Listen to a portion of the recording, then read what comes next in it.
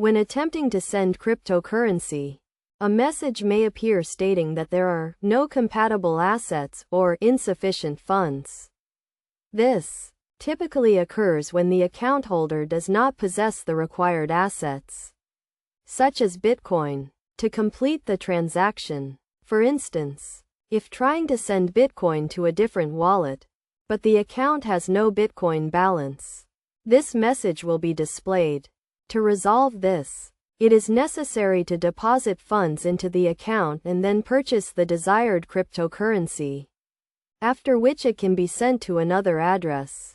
However, if the insufficient funds message persists despite having cryptocurrency or cash in the account, it may be helpful to unlink the bank account from the platform.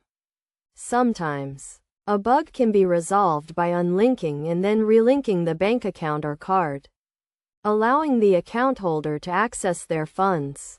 Additionally, there may be limitations in place, such as a 24 or 48-hour waiting period, which can prevent transactions from being completed. A message will typically be displayed on the screen if such limitations are in effect, indicating the need to wait for a specified period before being able to withdraw or send funds.